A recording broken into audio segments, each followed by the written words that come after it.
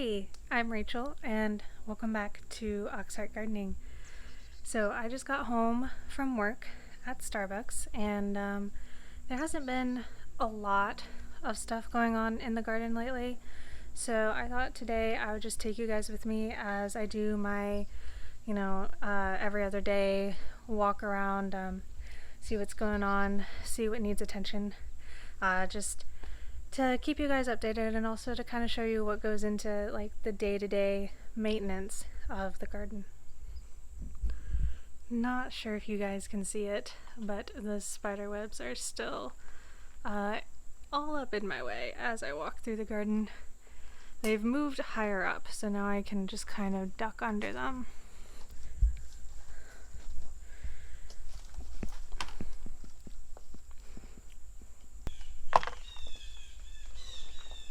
Oh my goodness. Check out this cucumber. This is going to be my second one. I didn't think I'd get any. Oh goodness, look. Where is he? Little gecko. He's so fast. But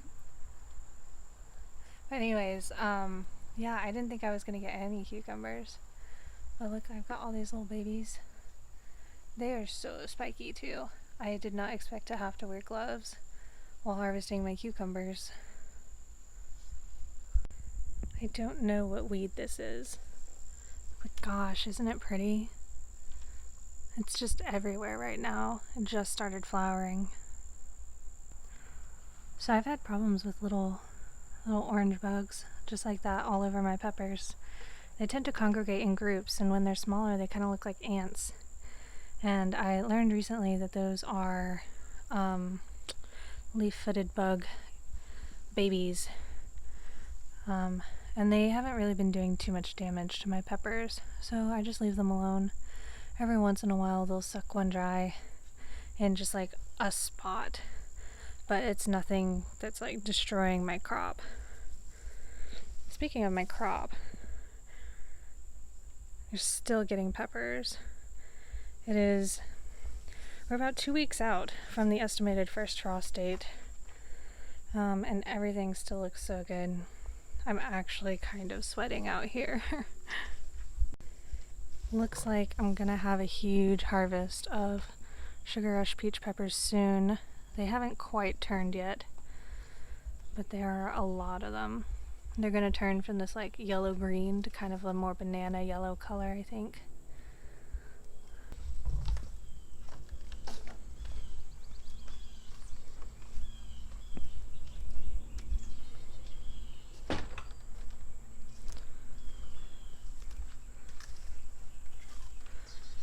Let's see how things are doing in the greenhouse. Tabasco and my bag of salad. Unfortunately, everything on this side got eaten by something. I might have to eventually replant it. And it looks like this is due for some more water. But otherwise, it's looking pretty good.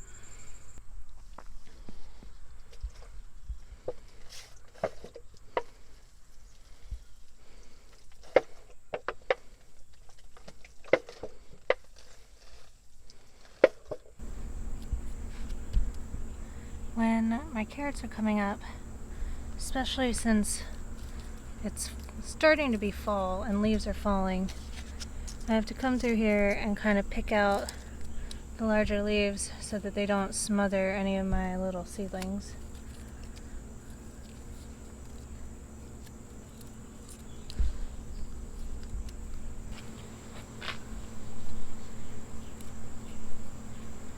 Rutabagas are coming up.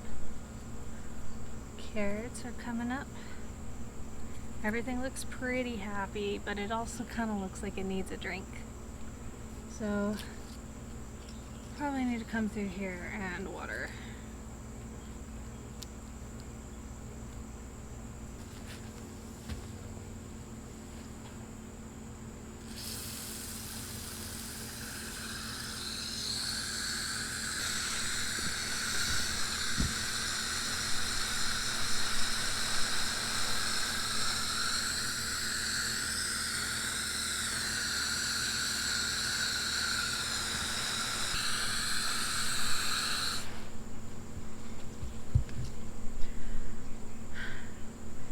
those of you who have seen my videos before, been watching me, you might have seen that I did a video all about the basics of watering your garden.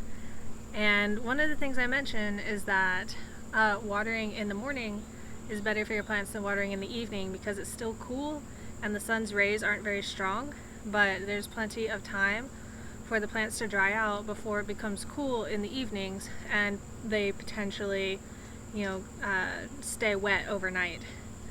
But you'll notice that maybe you can't tell, but the sun is like kind of starting to get low in the sky. I've got like black spots for eyes, I'm sure, on camera.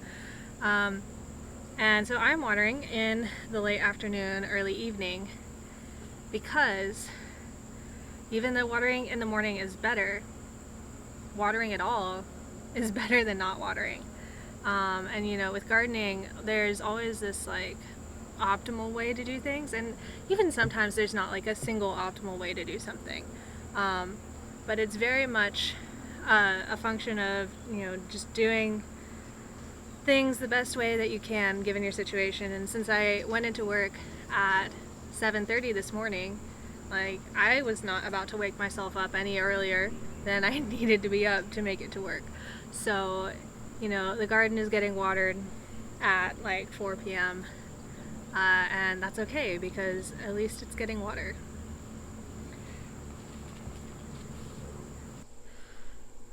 Oh man, I am so happy with this trellis, guys. It makes me want to go like bigger and better next year because this is a very rickety trellis as it is. But look at these. This is what happens when you don't pick noodle beans right away. They get long and fat, and you can see the beans inside are fully formed now. And these are no good for eating as is, but they are going to be good for saving seeds, which is why I'm leaving them. Really, the size you want to pick your noodle beans is more like this. You can see they've gotten kind of long, and they're like about at that point where like maybe it's starting to bulge, but not really. They're still really just like smooth. Oh, and an interesting thing here. I think I've caught an ant farming aphids, but I'm not sure. I don't know what else this would be, but I think that's pretty neat. Oh, sorry to disturb you. I learned somewhere that aphids are a sign of high nitrogen, like maybe you're over fertilizing, because when you give your plants nitrogen, right, you know that it helps them to grow green foliage, and sometimes it forces them to grow green foliage too fast, and the plant will supposedly send out a chemical signal to attract aphids to it, because aphids are sucking kind of the sap out of the leaves and slowing that growth so that the plant doesn't die. And I only have aphids in this one little spot, if they are aphids. I'm not entirely sure. But I haven't fertilized this all year, so I'm not really sure. It's just a guess. Look at the baby pole beans. I will never get tired of seeing baby versions of vegetables.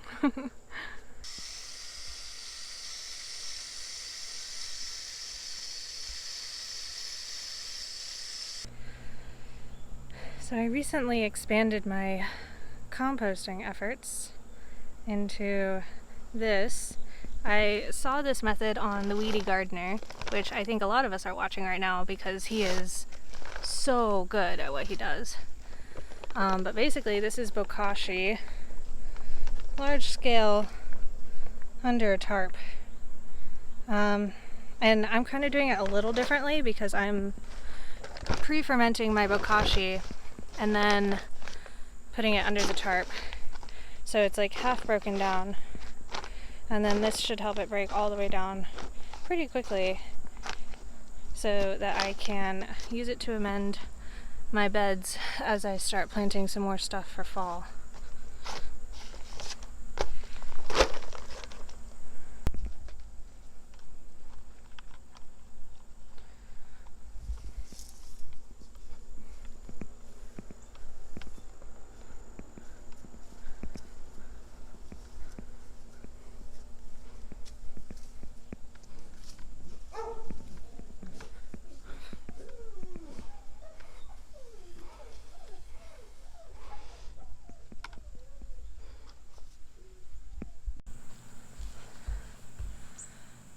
A lot of what I'm doing out here in the big beds today is looking.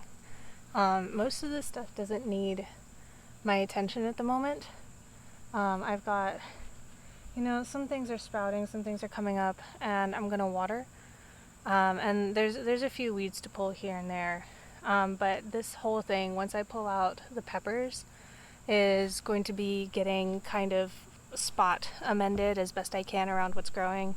And then getting another layer of, what is that word? Mulch. Yeah. It's going to be getting another layer of mulch. So all of the weeds, all the little baby ones that I don't want to have to pick out singularly by hand, those will probably get smothered. Mostly the weeds I pull out now are the ones that I can see have like 5 or 6 sets of true leaves that, may be strong enough to survive being smothered later. So I go ahead and pull those out. And I try not to let weeds get too big because I am trying to do this garden no dig.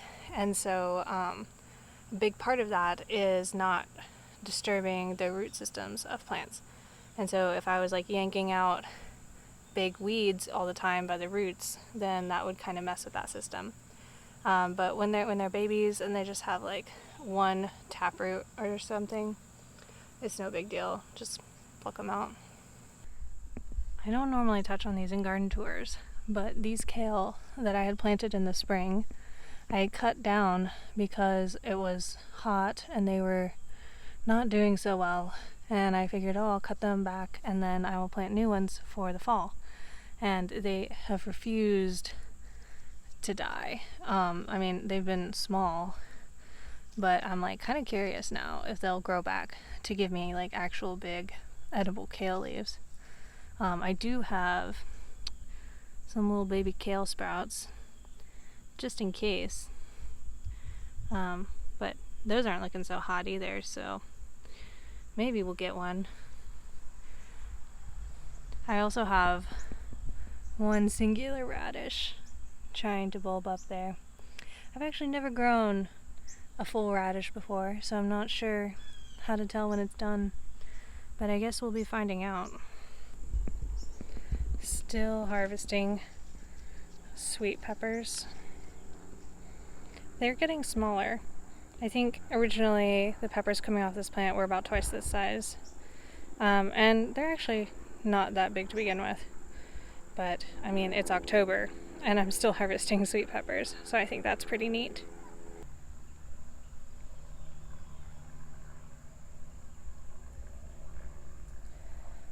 Check it out, my one nasturtium for the year refuses to die.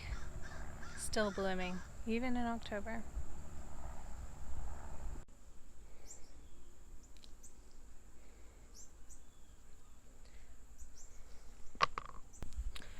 Something else I do while I'm out here is I am looking for new damage.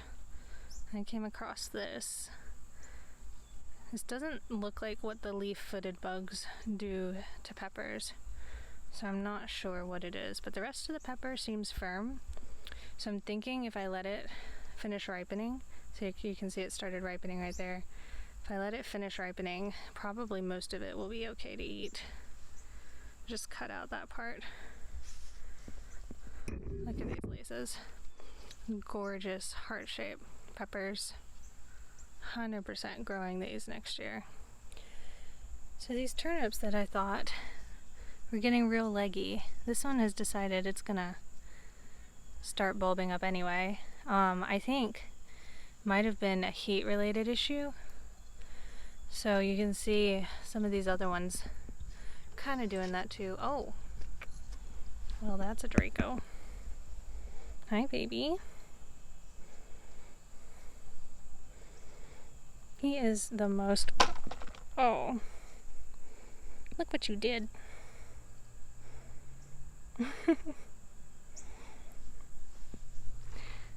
Meow.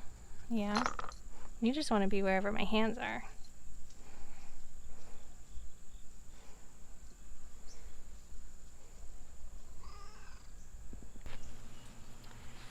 Anyway, as I was saying, I think it was kind of a heat thing.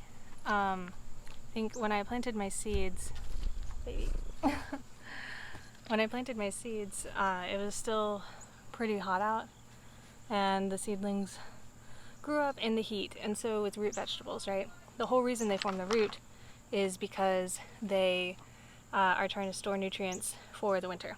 And so if it's not hot enough, if it's not cold enough, they don't see the need to store nutrients. And so they don't. And so they don't form these roots. And so I'm thinking that once it starts cooling down, like maybe even now would be a good time to plant a few more of these roots and just see how their performance compares to the ones that I've planted now in the heat. But these actually don't look that bad. These like medium cool temperatures that we've had have been the best thing for them. So we'll see. And Draco, look at you.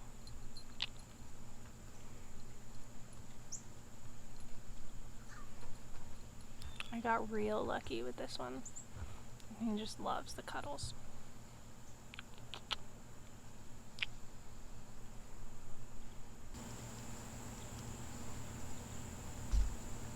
Still getting massive amounts of green beans from these few plants that are like very beaten up. I think they're almost done. I mean, some of them are very done, but some of them are still producing. They're gonna have to come out soon, and I'm gonna amend this bed, and this is where the garlic is going to go. Well, okay. Picking green beans. Nobody ever said it was easy. So this little plant in front of me has about 1, 2, 3, 4, 5, 6, 7 immature green beans on it. I've got a few over here.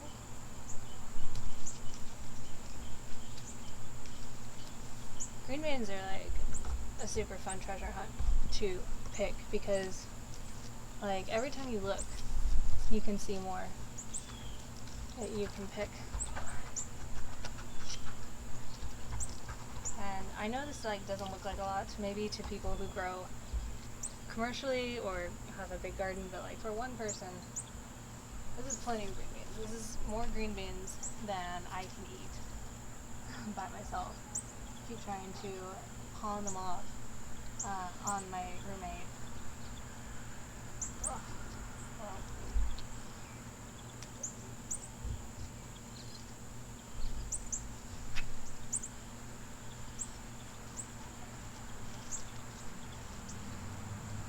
This bed is also full of clover.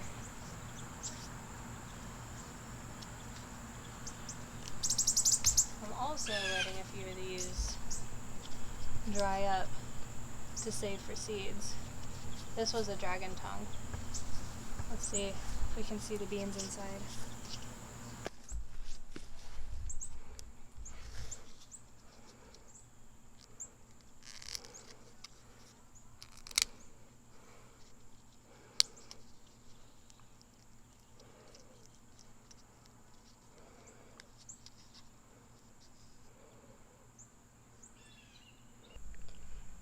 Bringing a whole new meaning to garden cat.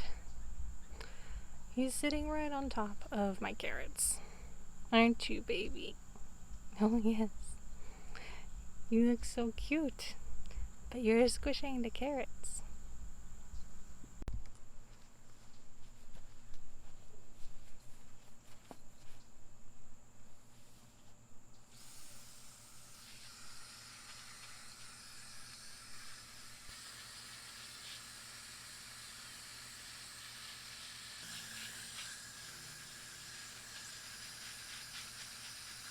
Here's a more mature version of that bug I was showing y'all earlier. Leaf-footed bug. That's all I know about it. I don't know like what specific kind it is. But they've been all over my peppers and tomatoes all season. Gosh, I just cannot get over how many green beans are on this little bitty plant with sickly leaves, nonetheless, that lost leaves due to caterpillar damage.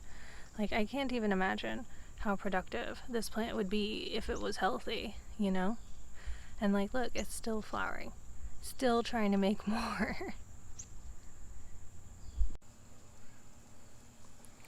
Alright, well, that is about it from me. Thank you guys for hanging out with me. I hope you learned something, as always is the purpose with my videos. But this one's a little more chill, a little more relaxing, and you get to see a little more Draco. Anyways, until next time, guys, happy gardening.